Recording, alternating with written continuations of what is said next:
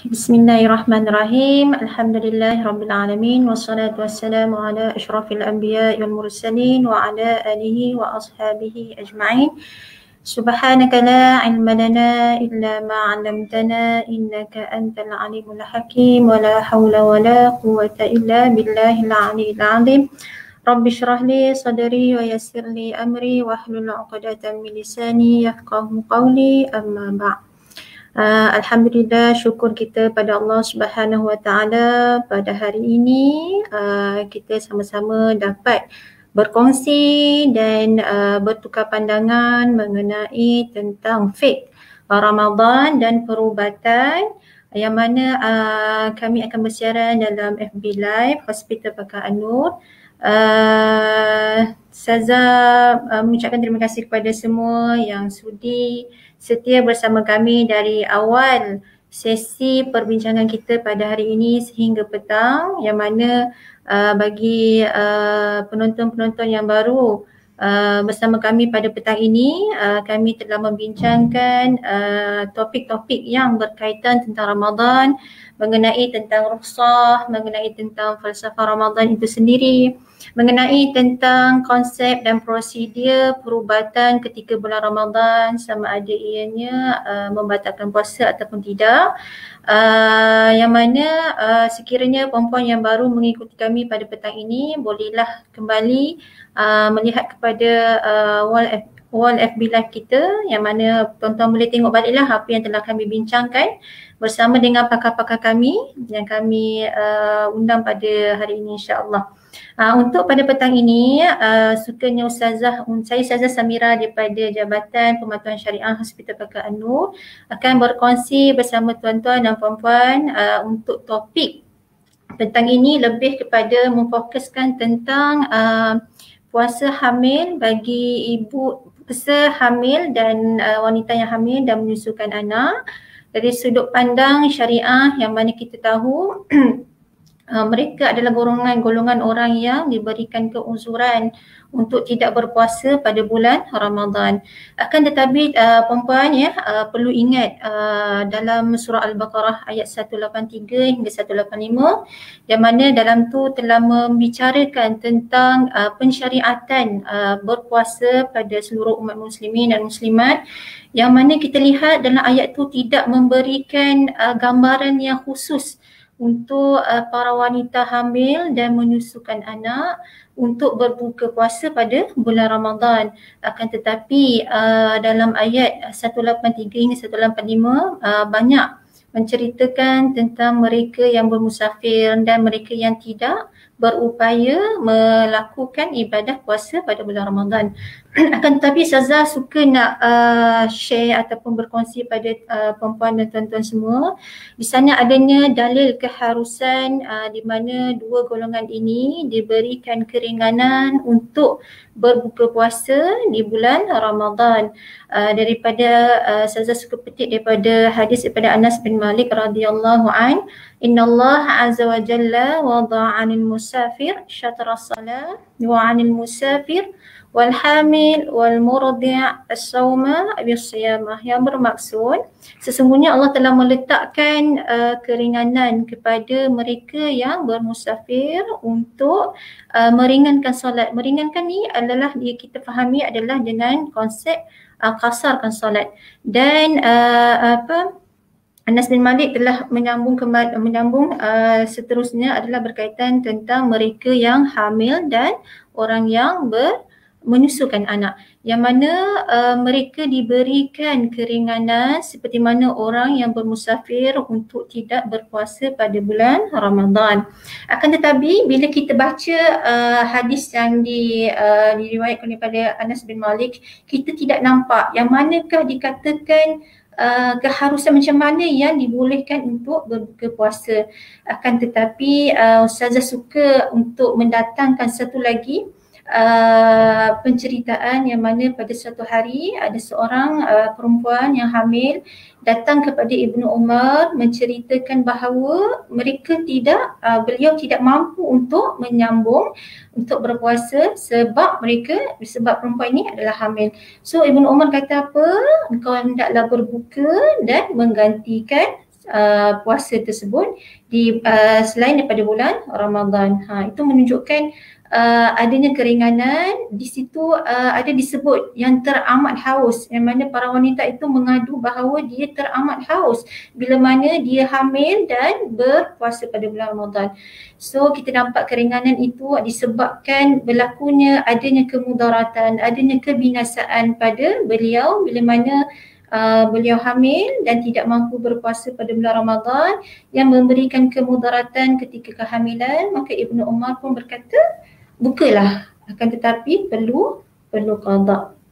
Okey, ada juga perbahasan ulama mengatakan mereka yang hamil dan orang yang menyusukan anak yang mana khawatir akan berlakunya kemudaratan, kebinasaan atau menambahkan penyakit kepada mereka diharuskan untuk berbuka. Okey.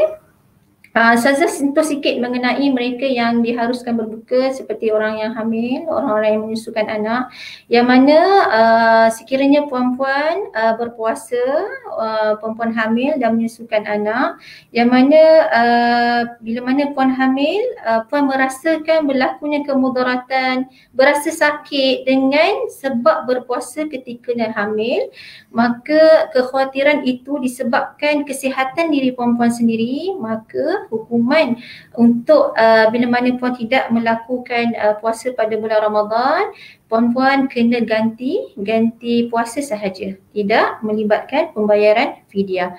Berbeza kepada orang yang menyusukan anak. Yang menyusukan anak sekiranya dia khawatir akan kemudaratan yang berlaku kepada anak tersebut yang disusukan ataupun orang yang hamil, khawatir akan berlakunya keguguran ataupun menyebabkan janin tidak berkembang ataupun tidak membesar dengan baiknya mengikut ideal gram yang perlu mengikut dia punya pertumbuhan. So di situ memberikan alamat pada kita, mereka yang berpuasa, orang yang hamil dan menyusukan anak, sekiranya khawatir akan berlakunya kesakitan ataupun kebinasaan kepada janin ataupun anak yang disusukan, maka hukuman adalah perlu menggantikan puasa dan membayar fidyah.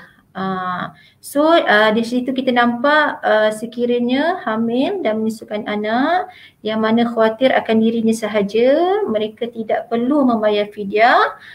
Malahan bagi mereka yang hamil dan menyusukan anak yang khawatir akan kemudaratan kepada anak yang dikandung, juga kepada anak yang disusukan, maka perlulah membayar fidyah dan ganti puasa. Okey. So jelaslah untuk hukum yang rukhsah yang diberikan untuk mereka yang tidak mampu, yang ada keuzuran untuk melakukan ibadah puasa, untuk tidak berpuasa pada bulan Ramadan. Sedikitlah fidyah yang saya sebutkan, yang mana fidyah ini adalah merupakan bayaran denda yang perlu diberi kepada fakir miskin dengan kadar bayaran secupak. Okay, secupak ni tuan-tuan dan puan-puan, ada para ulama mengatakan 600 ke 650 gram. Kalau puan-puan tahu bagaimana nak mengira secupak ni adalah, secupak adalah 600 gram. Dalam lebih mudah untuk dipahami, kalau tuan-tuan ada bekas dadi, saya boleh beri gambar yang lebih jelas. Bekas dadi yang biasa kita beli tu. And then kita kiraan 100 gram adalah penuh dengan bekas dadi tersebut. So kalau dia kata 1 juta 600 gram, maksudnya 6 kali bekas dadi. Umpamanya macam tu. Akan tetapi di sana adanya kelonggaran yang mana kita tidak memberikan berbentuk nilaian, berbentuk material beras. Kita boleh bayar mengikut kadar harga yang telah ditetapkan oleh pemerintah bagi negeri masing-masing. Contoh yang Saza boleh boleh berikan, kita ambil yang realiti lah, kita berada di Selangor, yang mana Selangor kadar bayaran adalah RM1.80. RM1.80 ni didarabkan dengan jumlah hari yang ditinggalkan. So tidak perlu gandaan tahun. Sekiranya puan-puan ada gandaan tahun selama 2 ke 3 tahun disebabkan tidak mampu untuk meneruskan ganti puasa, maka kalau ikutkan pendapat Mufti Negeri Selangor sendiri, maka tidak perlu digandakan tahun tersebut. Cukuplah memadai contoh 10 hari puan perlu ganti dan tidak mampu untuk meneruskan untuk mengganti puasa pada Ramadan yang seterusnya, maka puan perlu membayar fidyah pada bulan Ramadan akan datang dengan nilaian 10 hari kali dengan RM1.80. Itu adalah cara bayaran lah, kiraan bayaran yang telah ditetapkan. Untuk yang lebih mudah, puan-puan boleh pergi ke website Pusat Zakat Selangor yang mana di situ ada kalkulator fidyah. Puan-puan boleh letak sahaja bilangan hari yang puan tinggal dan klik 2 kali dan akan keluar total bayar fidyah yang perlu dibayar. Okey. Okey, Saza, nampak ada satu soalan. Kalau saya dah 35 minggu dan di samping itu menyusukan juga si abang tapi tidak sekerap tapi tak selesa bila tak makan, boleh ke untuk berpuasa juga? Okey, sebagai panduan syariah ni lah, kalau kita kategorikan puan ada 2 keuzuran, puan hamil dan puan menyusukan anak. Dan kita tahu saat akhir trimester ketiga ni pelbagai komplikasi yang kita ada dengan keadaan kita menyusukan anak juga kan, tapi bolehlah dikatakan adanya rukhsah itu pada puan untuk tidak berpuasa sekiranya puan boleh, maksudnya mampu untuk berpuasa. Ustazah sarankan untuk puan bertemu dengan pakar, konsultan, doktor yang biasa puan buat check up untuk minta pendapat. Untuk akhir trimester ketiga ni, kalau saya nak juga berpuasa, apa pandangan doktor? So itu adalah lebih baik untuk kesejahteraan puan yang sedang hamil, juga anak yang puan kandungi. Okey, insyaAllah Saza akan bersama dengan pakar konsultan kita, pakar ONG yang akan memberikan penjelasan yang lebih detail mengenai bila mana yang kita rasa wanita yang hamil dan menyusukan anak boleh berbuka puasa. So kita boleh minta pencerahan daripada pakar tersebut, insya-Allah. Saya cuba untuk invite doktor. Bismillahirrahmanirrahim. Assalamualaikum Dr. Yuli. Assalamualaikum Doktor. Waalaikumsalam Ustazah Samira. Boleh dengar saya tak? Boleh, Alhamdulillah. Jelas Doktor. Okey. Sebelum tu saya perkenalkan kepada semua para pendengar FB Live kita pada petang ini. Saya kenalkan ada bersama saya adalah Dr. Yulianti binti Arifuddin, pakar obstetrik dan gynekologi, yang mana telah berpengalaman dalam dunia perubatan selama 19 tahun dan diikuti 11 tahun sebagai doktor pakar ONG. Dan saya fahami juga beliau adalah seorang anak kepada Prof. Allahyarham Prof. Arifuddin Juanda yang telah kembali ke rahmatullah pada tahun lepas. Semoga, dan beliau juga adalah seorang pakar doktor ONG, masya-Allah. Alhamdulillah, semoga keberadaan doktor pada petang ini memberikan amal jariah yang berterusan kepada arwah, insya-Allah. Insya-Allah doktor ya, kita boleh teruskan. Baik, terima kasih. InsyaAllah. Okey, seperti mana yang kita tahu doktor ya, kita akan menyambut bulan Ramadan yang tinggal sekira dalam 5 hari lagi lah. InsyaAllah akan bermula pada hari Selasa minggu depan. Dan semestinya kita banyaklah persediaan antara fizikal dan mental yang kita cuba buat sebagai orang kata persiapan untuk kita bersedia untuk menjadi tetamu Ramadan yang akan datang dan seminggu lagi. Mungkin adalah persediaan bagaimana yang dikatakan persediaan umum bagi mereka yang hamil, yang menyusukan anak untuk terus berpuasa pada bulan Ramadan doktor, insya-Allah. Okey, silakan doktor. Baik, terima kasih Ustazah. Apakah bentuk persediaan umum bagi wanita hamil ataupun menyusui? Pada dasarnya, pada hakikatnya dia tidaklah banyak berbeza, baik tengah hamil ataupun menyusui. Tetapi yang paling penting persediaan yang kita kena siapkan adalah mental. Kita kena positif. Kebanyakan 70-80% wanita yang hamil ataupun menyusui akan memilih untuk beribadah.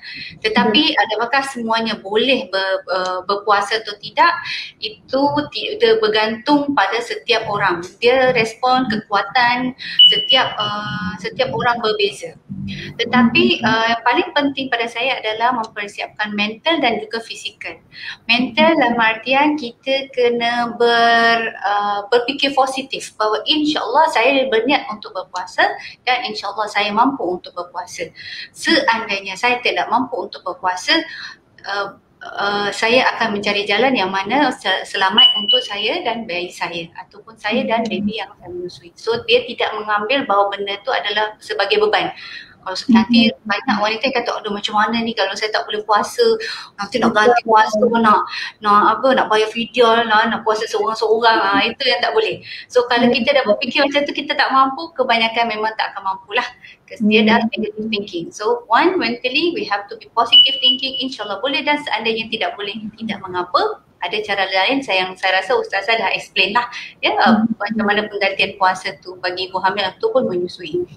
Kemudian yang kedua, secara fizikal. Kita berpuasa, kita di area tropikal sekarang, macam sekarang sangat panas dengan cuaca yang tak menentu, hujan, sekejap-kejap panas. Itu semua mempengaruhi kemampuan kita untuk berpuasa. Wanita yang mengandung mempunyai paras gula yang lebih rendah dibandingkan wanita yang tak mengandung. Ibu menyusui pun sama. Ataupun dia mempunyai imun dan kekuatan yang berbeza dibandingkan wanita yang tidak mengandung. So oleh kerana itu tidaklah heran apabila wanita yang hamil ataupun menyusui dia cepat penat. Lebih cepat penat. Pukul 10 mungkin dah penat. Pukul 4 apalah lagi. Belum lagi nak siapkan puasa. So setiap orang tu berbeza. Oleh kerana itu kita kena siapkan mentally and physical kita, di mana dari segi pemakanan, minuman dan suplemen yang nanti saya akan bentangkan. Kemudian paling penting adalah mengetahui adakah kita berpenyakit atau tidak berpenyakit. So adakah kita sihat, selamat untuk berpuasa atau tidak. Kerana hamil hanya selama 10 bulan. InsyaAllah tahun depan kalau tak hamil lagi bolehlah berpuasa. Dan tidak berganti-ganti tiap-tiap tahun. Tahun ini dah ganti puasa. Tak sempat ganti puasa tahun depan. Kalau nak puasa tapi tak boleh berpuasa lagi. Kadang mengandung lagi. Yang itu perancangan kena buat lah. Ya. Dan paling penting juga adalah sahur. Sahur persediaan umum ya untuk ibu hamil dan menyusui. Sahur adalah wajib. Memang kita kata sahur memang wajib, tetapi banyak yang suka bangun last minute hanya minum air kosong. Ataupun hanya saya dah biasa dah minum Milo saja dengan roti, cukup. Itu tidak cukup untuk ibu yang hamil maupun menyusui. Kebiasaan itu adalah kebiasaan yang kurang tepat. Oleh kerana itu wajib makan sahur dan pastikan kandungan dia seimbang antara karbohidrat, protein dan juga fiber. Dan kalau boleh kita sertakan dengan minuman-minuman yang boleh minuman-minuman yang mengelakkan untuk dehidrasi awal. Okay, nampaknya doktor 3 poin lah yang mana ibu yang hamil dan menyusukan anak berjaga-jaga, yang mana yang saya nampak mind setting tu memang kena kuat lah doktor kita ada orang kata bila mana hamil dan menyusu je dibenarkan berbuka. Bukan semudah itulah doktor untuk berlonggaran. Betul. Kerana kita pun Ustazah kita pun yang tak mengandung, tak hamil dan juga tidak menyusui, kita minggu pertama, beberapa hari pertama tu pun kita kebanyakan yang lemah kan. Kita pun susah berpuasa. Badan kita baru nak menyesuaikan diri. Apatah lagi wanita yang mengandung, hamil ataupun menyusui. Dan macam mana Ustazah seandainya saya tidak ingin ibu-ibu ni yang hamil atau menyusui merasa benda berpuasa tu sebagai beban. Maknanya kalau saya tak puasa ni adakah mengurangi keimanan saya? Adakah saya berdosa kalau saya tak berpuasa? Adakah boleh kalau kalau saya berpuasa seandainya kecuali terutama ibu yang menyusui. Adakah kalau saya menyusu, adakah kalau saya berpuasa, adakah susu saya akan berkurang? Dan kalau adakah kalau berkurang dan saya berbuka puasa, adakah saya berdosa kerana meninggalkan puasa dalam bulan Ramadan hanya kerana nak menyusukan anak? Padahal dia pilihan, mungkin kalau susu saya kurang, saya bolehlah bagi dia susu formula. Tambahan susu formula kan. Kenapa? Bolehkah benda tu saya bagi ada supaya saya boleh melanjutkan puasa saya.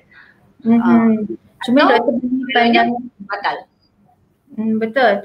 Cumanya doktor nak katakan perkara yang ruksah ini bukanlah dikatakan bila mana kita mengambil untuk tidak berpuasa tu adalah satu dosa bagi kita. Yes. Betul. Itu adalah satu orang kata keringanan, satu hadiah istimewa yang Allah bagi pada kita supaya kita tak rasa agama ni susah pada mereka yang tak mampu. Kan doktor kan? Maksudnya bila mungkinlah doktor boleh nasihatkan kepada mereka supaya mereka tidak merasakan ruksah ini satu dosa ataupun mengurangi dia punya keimanan mereka. Mungkin doktor boleh nasihatkan kita ada keringanan, maksudnya boleh menggantikan puasa sekiranya mampu selain pada bulan Ramadan, dan kita ada ikhtiar untuk membayar fidyah. Maksud itu adalah keringanan yang Allah bagi kepada mereka yang tidak mampu untuk berpuasa. So tidak ada orang kata mereka yang tak puasa ni pandang hina, tak ada. Tidak, dalam Islam tidak mengajar macam tu. Dan saya tahu ada beberapa wanita yang risau pasal benda tu. Mereka rasa macam kalau bulan susu, kenapa saya tak bagi anak saya susu formula contoh kan. Itu alhamdulillah seperti Ustaz saya cakap, Islam sangat memberikan kemudahan bagi para wanita terutama pada keadaan-keadaan macam ni. Pada saya pun pandangan saya daripada segi medikal, dari segi kesihatan, susu badan adalah susu yang paling bagus untuk bayi, terutama anak-anak, kanak-kanak sampailah umur 2 tahun. So seandainya seorang ibu mampu dan memang cukup susu untuk menyusukan anaknya sampai 2 tahun, pada saya kita support. Kita kena sokong untuk sokong untuk ibu untuk menyusukan. Seandainya contohlah dia decide saya nak puasa penuh juga, saya bagi susu formula untuk tambahan boleh. Tapi sebenarnya dengan memberikan susu formula kepada baby nanti jadi akan confuse dan antara puting ataupun puting susu.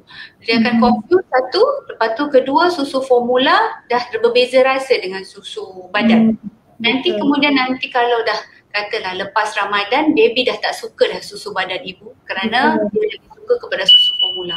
Sehingga lama-kelamaan ibu nanti lama-kelamaan nanti baby dah kurang dah menyusu daripada ibu kerana dia lebih suka kepada susu formula. Sehingga memudaratkan baby juga kerana sebenarnya susu badan adalah yang terbaik daripada susu formula. Kecuali mungkin pendapat kita lebih kepada meraihkan bagi mereka yang menyusukan anak untuk tidak memaksa untuk berpuasa, doktor ya? Yes, intinya jangan jangan memaksakan sampai tidak berpuasa kerana nak sangat memastikan bahawa jangan memaksakan sangat nak berpuasa dan mengorbankan kepentingan bayi itu sendiri pada susu badan. Betul. Okeylah, maksudnya ada alternatif lainnya yang boleh dia buat selain daripada amalan untuk berpuasa kan doktor kan, boleh bersedekah, berzikir, menyiapkan makanan untuk suami dan isteri. So betul. Itu pun dikira pahalanya sama orang yang puasa. Betul. Okey, doktor, saya terus kepada soalan yang kedua doktor ya, yang mana Islam pun ada mengatakan keunzuran bagi mereka yang hamil dan menyusukan anak untuk tidak berpuasa. Boleh tak doktor terangkan pada kami bagaimana yang dikatakan red alert pasal borderline yang mengatakan mereka dua golongan ini perlu berbuka puasa seandainya datang komplikasi-komplikasi yang tiba-tiba bagaimana yang dikatakan boleh berbuka puasa pada waktu itu? golongan-golongan yang boleh berbuka puasa ataupun mungkin yang tidak sesuai untuk berpuasa ya Ustazah. Ya, contoh macam saya cakap tadi, kita kena pastikan kita sihat. Maknanya bagi wanita yang tidak mengalami komplikasi selama mengandung contoh kencing manis, darah tinggi atau baby kecil atau apa, saya rasa boleh untuk berpuasa. Tetapi bagi wanita-wanita contoh pada trimester pertama ya, yang alah teruk, muntah teruk, loya teruk, tak boleh makan, minum pun tak boleh, lemah, hitam ataupun kurang darah, ya, itu tidak digalakkan untuk berpuasa kerana rawatan untuk alahan mereka tu loya yang sangat teruk itu adalah kena makan kerap dan sikit-sikit dalam jumlah yang sedikit tetapi tetap kena kerap. So wanita dalam golongan ni yang alah memang tidak digalakkan untuk berpuasa langsung. So bukan untuk mencuba puasa pun langsung tengah hari kalau saya tak harap baru nak buka puasa, tidak. So memang pada golongan wanita ini tidak digalakkan untuk berpuasa kerana wanita yang loya teruk atau alah teruk, dia biasanya ada kaitan dengan gastrik. Gastrik yang kronik gastrik tu boleh makin teruk, nanti akan bleeding sehingga memerlukan rawatan dekat hospital. Itu yang kita tak nak. So ini golongan yang saya tidak galakkan untuk berpuasa. Nah, contoh keadaan penyakit-penyakit lain yang umum yang kita dapati, contoh kencing manis. Ya, kalau kencing manis ni ada yang boleh dikawal dengan diet sahaja. Pada wanita yang, pada golongan wanita ini dia boleh mencuba berpuasa. Tetapi di manakala kalau tengah berpuasa, red alert tu adalah tanda-tanda dia hypoglycemia, di mana dia berpeluh, badan seram sejuk, tangan bergetar, rasa jantung berdenyut laju ataupun dia lemah, itu adalah tanda-tanda red alert kena buka puasa. Ataupun dia boleh cuba cek paras gula darah waktu apabila kurang daripada 4, itu adalah hypoglycemia. Untuk ibu mengandung biasa kita ambil kurang daripada 4.5. Itu adalah tanda-tanda di mana dia sebaiknya cepat berbuka puasa kerana kalau tidak nanti mereka boleh pingsan, pitam, unconscious, ya, memudaratkan buah pinggang dan semuanya. Dan kemudian juga wanita yang mengalami darah tinggi dan memerlukan obat. Biasanya ada yang perlu makan sekali sehari atau 2 kali sehari. Ini kita boleh makan ubat tu pada sahur ataupun buka puasa. Tetapi wanita yang tekanan darah tidak terkawal dengan baik dan memerlukan pemakanan ubat sebanyak 3 kali sehari pun tidak digalakkan untuk berpuasa sepanjang bulan Ramadan sampailah kehamilan selesai. Itu pun tidak digalakkan. Itu pun contoh ibu yang menyusui. Ibu yang menyusui dan bayi lahir rendah, berat lahir rendah. Maknanya masa baby lahir tu baby kecil, masih dalam NICU yang memerlukan susu badan, memerlukan support ibu, itu pun bukanlah tak boleh tapi kami tidak galakkan untuk berpuasa kerana nak pastikan bahawa susu dia sentiasa cukup untuk memberi susu dia kepada bayi, kerana bayi lahir rendah lebih cepat naik berat badan apabila susu badan itu konsisten. Kalaupun perlu tambah formula atau tidak, itu adalah hal yang lain, tetapi mana susu badan ibu kena sentiasa diberikan kepada bayi. Ataupun bayi yang jaundice, ya, kuning, ya, kerana baby kuning, susu badan adalah ubat yang terbaik untuk bayi-bayi yang kuning, di samping perawatan contoh fototerapi dan sebagainya. Cuma doktor, kalau bagi mereka yang hamil doktor, sebab saya teringat ada satu kes yang seorang wanita hamil dan trimester ketiga yang mana dia berpuasa dalam 2-3 hari akhirlah, dan akhirnya baby tu meninggal dalam keadaan dia tidak sedar, yang bahawa dah 2 hari bayi tersebut tidak bergerak. So macam mana nak dikatakan kita nak alert, ialah maksudnya mungkin ada kiraan yang boleh doktor ajar untuk kita sentiasa monitor pergerakan baby yang sedang mana kita sedang berpuasa. Oh, baik-baik. Betul Sasa, banyak juga wanita kata tahun lepas saya berpuasa, baby saya kurang gerak. Begitu saya makan, baby gerak. Baby gerak dengan elok. Macam tu. So, dia memilih untuk tidak berpuasa. Itu pun tidak salah kan ya Ustaz Ya, saya? betul, Daripada segi betul. agama, dari segi Islam, kita tak salah.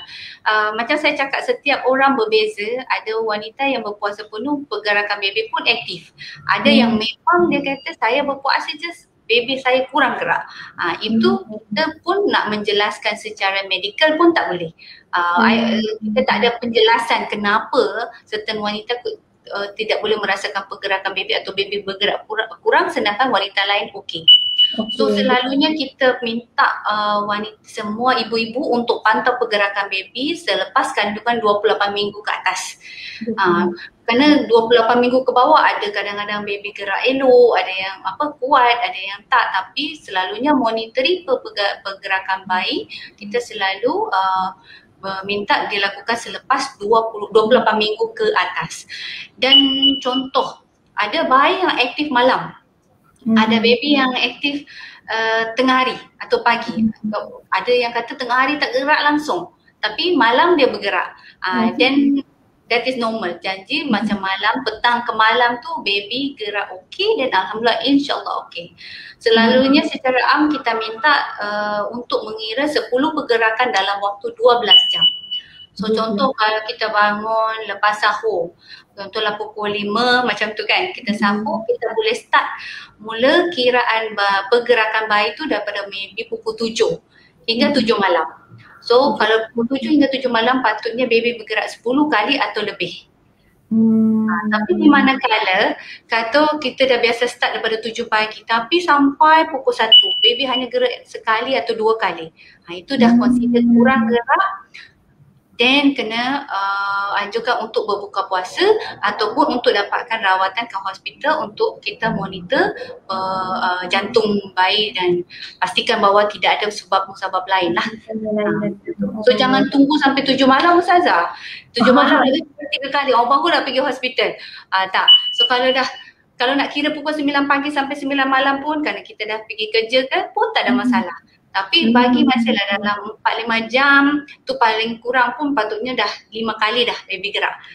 So kalau macam 9 hingga 2 baru sekali 2, then there must be something is not right.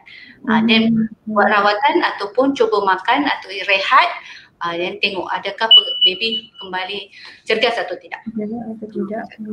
Maksudnya kena selepas tahu gerakan baby tu akan berkurang, so perlu segera untuk berbuka dan kiraan balik pergerakan baby tersebut lah doktor ya. Betul Ustazah. Okey, untuk yang ketiga doktor ya, mengenai penurunan susu lah. Ada yang saya baca, ada kata memang tak ada kajian pun yang kata bila orang yang menyusukan anak ketika berpuasa bulan Ramadan memang tidak memberi, orang kata drop susu tu tak ada. Tak ada kajian yang mensabitkan, menetapkan bahawa itu adalah betul, maksudnya fakta. Boleh tak doktor kongsikan adakah itu benar ataupun dia mitos ataupun macam mana? Okey. Sebenarnya betul tak ada kajian yang menyatakan puasa tu mengurangkan susu badan. Seperti yang saya cakap lagi tadi, setiap orang berbeza. Pada wanita yang production susu badan dia memang banyak, memang dalam bulan puasa dia tidak akan berubah banyak pun. Dalam bulan puasa dia kebanyakan wanita yang sentiasa susu badan dia memang banyak dan cukup. Biasanya dalam bulan puasa mereka pun tidak ada masalah sama sekali. Kerana ataupun berkurang sikit.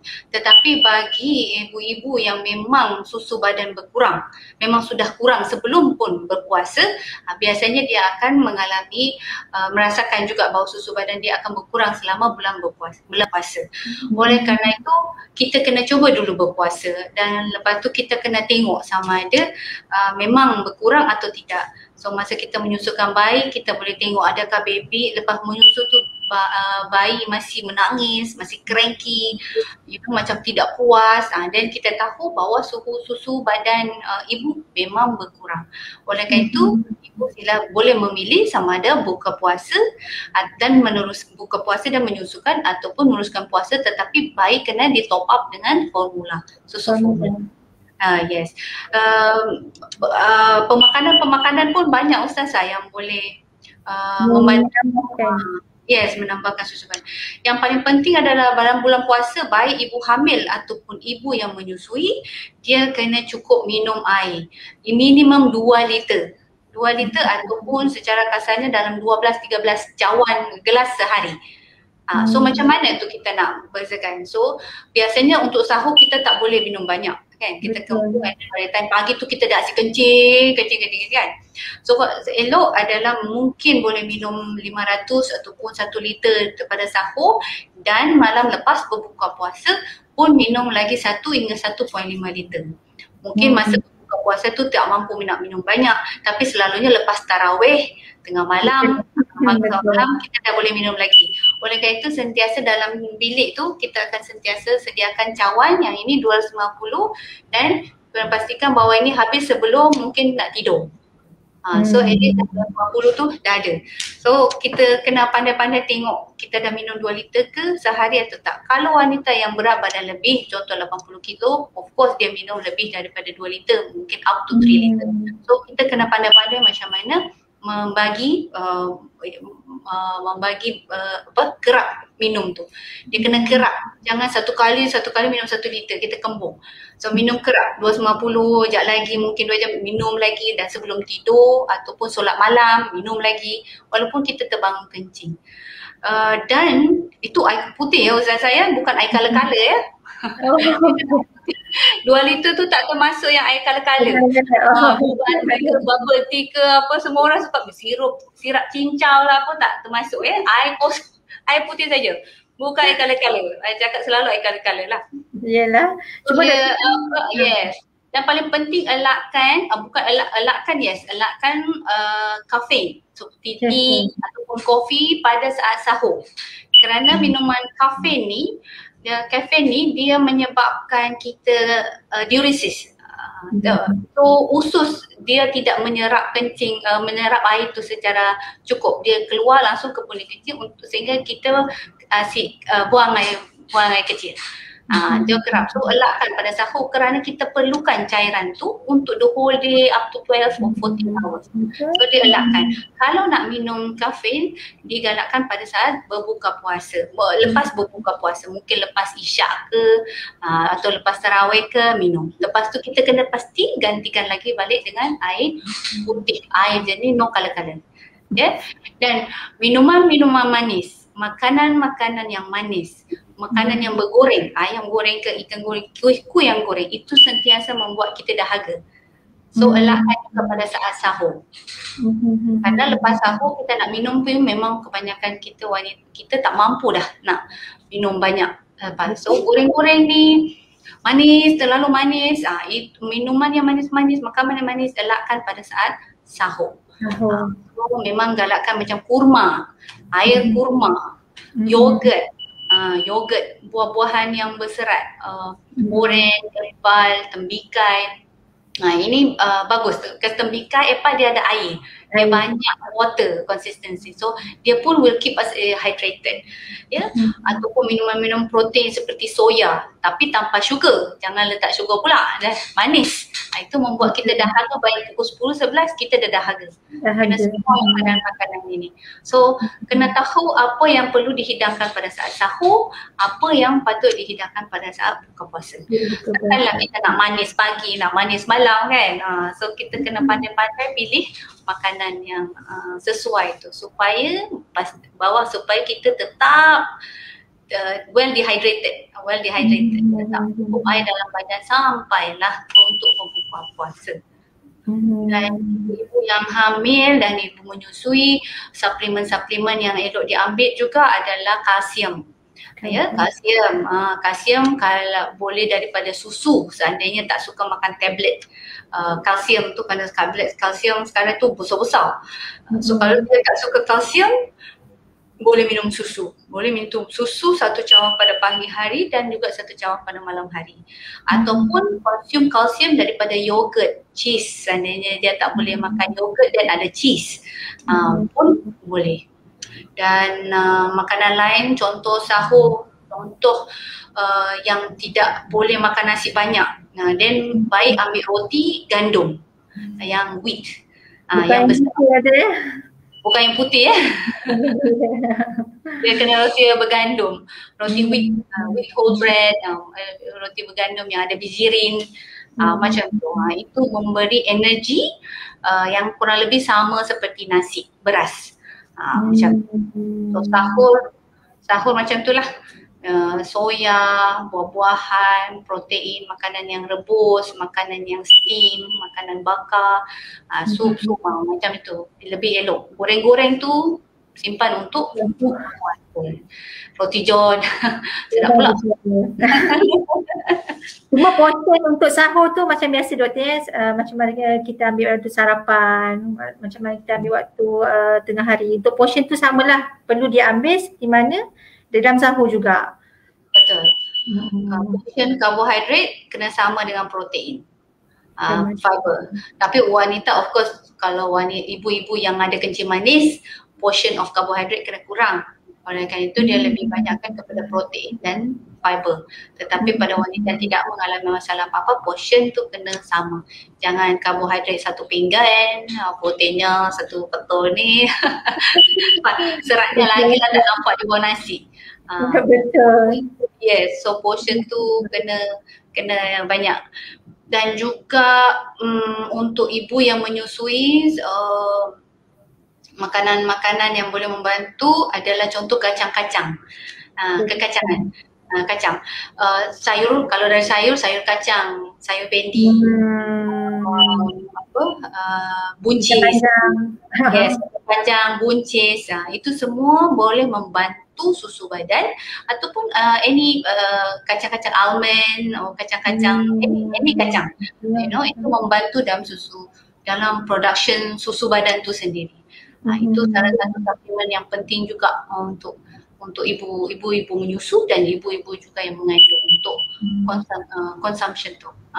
Maksudnya kalau waktu pun mereka, seandainya mereka yang berpuasa, yang menyusukan anak still lagi berpuasa, adakah maksudnya nak di pam susu tu memang sekerap yang seperti mana biasa, ataupun dia boleh kurangkan lagi ke sebab dia rasa kalau dia pam susu lagi dia haus ke? Ada tak konsep macam tu doktor? Betul. Yang itu saya rasa dia macam mana nak cakap ya, dia kalau production susu ni dia akan berterusan apabila kita express breast milk konsisten. So sebagaimana macam bayi menyusu, dia biasanya on demand. Tapi roughly pun dalam 2 atau 3 jam baby dah menyusu. So kalau dekat office pun atau tempat kerja, kita patutnya tetap express susu tu setiap 3 jam. Setiap 3 jam ataupun setiap 4 jam. Kalau wanita yang boleh pump lebih kerap lagi bagus. Kerana kalau kita express breast milk tu, dia akan stimulations of breast milk production tu akan berkelanjutan. Di mana kalau dalam sebulan, contoh, dalam sebulan kita pump susu tempat kerja mungkin hanya sekali saja.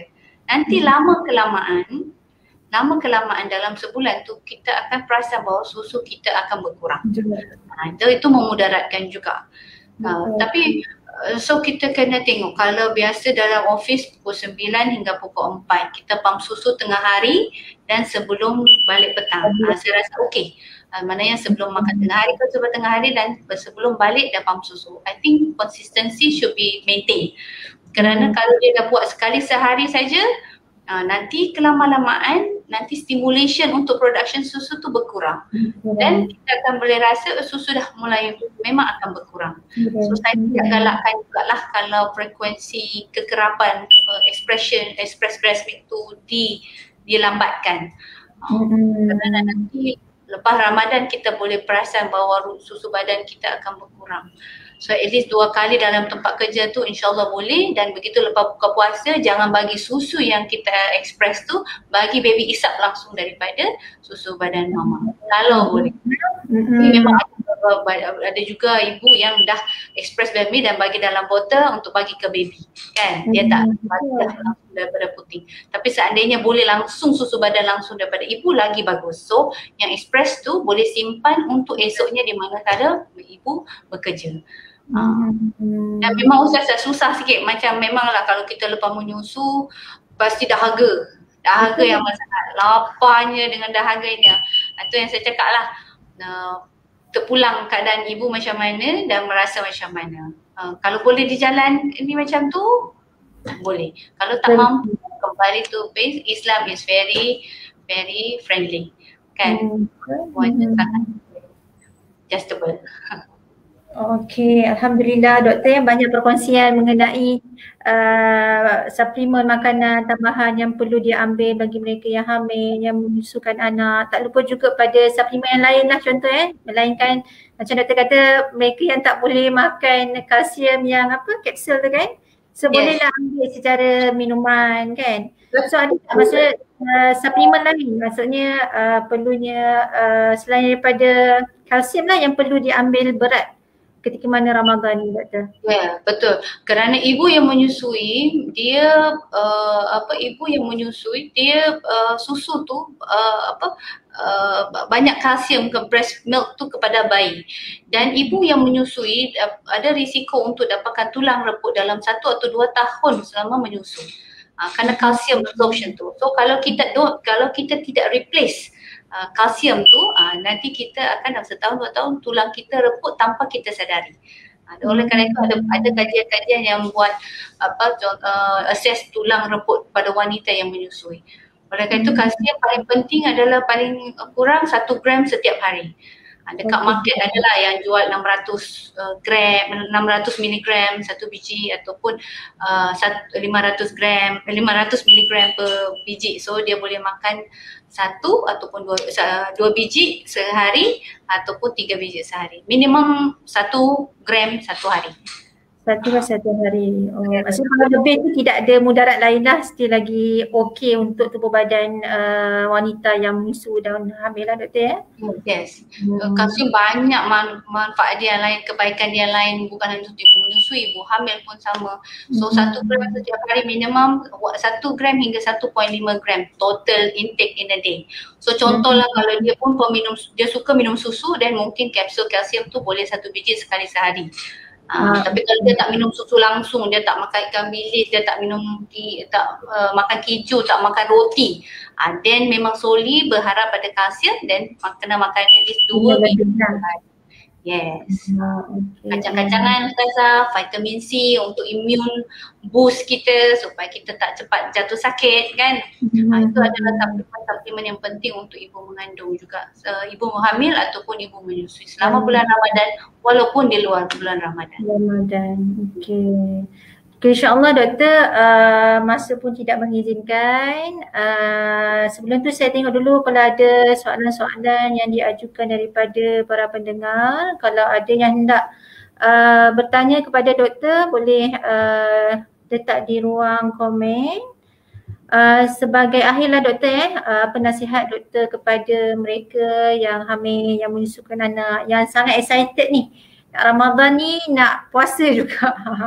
So apa nasihat lah maksudnya kalau ada perlukan guide daripada konsultan mereka sendiri, perlu jumpa pada mereka apa yang sepatutnya lah. Tinggal 5 hari ni doktor. Nasihat dari Allah. Baik. Again, mentally ready, mentally positive thinking, whatever. Kalau mama, kalau saya selalu panggil mama, kalau mama rasa risau, mampu atau tak mampu, mungkin di sisa 5 hari ni cuba berpuasa sehari atau 2. Kita cabar diri kita cuba boleh ke atau tidak boleh. So seandainya pun kata tidak boleh, mungkin lain kerana dia bukan lagi dalam suasana Ramadan. Kita berpuasa, mungkin orang lain tak berpuasa. So kita cubalah pada hari pertama, hari kedua berpuasa. Mama jangan sampai kita paksa bahawa kita boleh sejam lagi, 2 jam lagi, 5 jam lagi. Jangan macam tu. Manakala mama rasa dah tak mampu, berbuka puasalah dan itu untuk kebaikan diri sendiri. Dan tolong bagi mama yang ada masalah kencing manis, darah tinggi, terutama kencing manis yang memerlukan ubat insulin ataupun ubat makan, tolong konsultasi dahulu kepada rujuk dulu kepada doktor pakar, adakah seeloknya berpuasa atau tidak, ataupun adakah ubat yang dimakan 3 kali sehari boleh diubah suai kepada 2 kali sehari supaya memungkinkan berpuasa atau tidak, dan macam mana nak monitor paras gula. Itu yang selalunya agak susah, yang perlu kita counsel dengan lebih baik Ustazah. Itu kena dengan pakar ataupun doktor dia lah, ke klinik lah untuk bincang. The rest of it, selama berpuasa, saya Yulianti Arifuddin memohon maaf lahir dan batin. Mohon maaf apabila hari ini saya mungkin ada yang kurang jelas atau ada yang kurang tepat, mohon maaf lebih dan kurangnya. Semoga semua dapat berpuasa dengan baik dan kuat insyaAllah ya. Ya Allah. Doktor, saya ada satu soalan daripada Syawani Azrim. Dr. Yuli, bagaimana dengan ibu yang hamil yang berada dalam trimester yang risau akan nak kira pergerakan baby? Ada tips yang boleh diamalkan? Mungkin kiraan pergerakan lah yang doktor boleh share. Itu macam mana? Puan, terima kasih atas soalannya. Sebenarnya pergerakan bayi ni kalau dah third trimester memang dah sebaiknya dilakukan lah ya. Nah kalau tengok dalam buku merah antenatal, memang dia galakkan start daripada pukul 9 pagi sampai 9 malam. Itu kerana assumption pada pukul 9 pagi semua pasti dah bangun dan dah start bekerja sehingga dah mulai boleh buat kiraan. Tetapi kalau pada bulan Ramadan kita dah bangun daripada pukul 4. Tetapi kita pun menyiapkan bersahur, menu sahur untuk keluarga. So mungkin kita boleh delay kepada pukul 7 ke atas untuk start pengiraan pergerakan bayi. So pukul 7 hingga pukul 9 boleh selama 12 jam. So kalau start pukul 7 hingga 7 malam. So kalau lah dalam pukul 7 tu, contoh 7 pagi, patutnya 10 kali pergerakan dalam 12 jam tu. Tapi katalah pukul 7 hingga pukul 12 tengah hari, rasa macam baby memang gerak dia tidak berapa kuat, tendangan dia tidak kuat, ataupun dia hanya gerak, dia tak gerak-gerak, mungkin 1 atau 2 kali saja. By all means, puan boleh untuk berbuka puasa dan tolong rujuk ke rumah sakit untuk kita buatkan pemeriksaan jantung bayi ataupun ultrasound untuk tengok bahawa bayi adalah bayi dalam keadaan baik. Ya, dan memang mungkin bayi tak bergerak kerana mungkin mama yang merasa hypo macam tu ya. So dia tak ada kata kena start 9 pagi 9 malam, 8 pagi 8 malam, tak ada. Dia 7 pagi pun dia 7 malam. Ada yang kata bayi saya bergerak aktif malam dan dia nak kira pukul 3 petang. 3 petang boleh. Dia kata 3 petang hingga 7, at least dah 5 atau 6 kali pergerakan, then it's okay. Tapi kalau 3 hingga ke 7 baby memang hanya gerak sekali, itu pun tidak cukup. Maksudnya minimum untuk kiraan tu lebih daripada 10 tu memang kira baiklah doktor 10 gerakan memang dah kira. 10 ke atas. 10 ke atas. Kalau kurang 10 ke bawah, itu tak cukup lah. Kena rujuk ke hospital. Rujuk hospital. Okey, insyaAllah tidak ada apa soalan lain. Terima kasih kepada Dr. Yuli kerana sudi berkongsi dan share pengalaman, experience dan nasihatlah kepada kami semua, bagi mereka yang nak hamil, yang menyusukan anak dan sebagainya. InsyaAllah, terima kasih Dr. Yuli. Semoga terima kasih Ustazah. Rancangan insyaAllah pada tahun hadapan insyaAllah. InsyaAllah. Terima kasih. Assalamualaikum. Assalamualaikum warahmatullahi taala wabarakatuh. Okey, Alhamdulillah berakhir sudah sesi yang keempat saya kira yang membincangkan tentang hamil dan wanita yang hamil dan menyusukan anak. InsyaAllah pada pendengar yang masih lagi bersama kami, insyaAllah kami akan teruskan kepada sesi yang terakhir yang berkaitan tentang puasa kanak-kanak mengikut pandangan syariat dan perubatan. InsyaAllah minta pendengar setia bersama kami. Saya tutup dulu dengan aku qauli hadza wa astaghfirullahal azim wa li wa lakum. Assalamualaikum warahmatullahi taala wabarakatuh.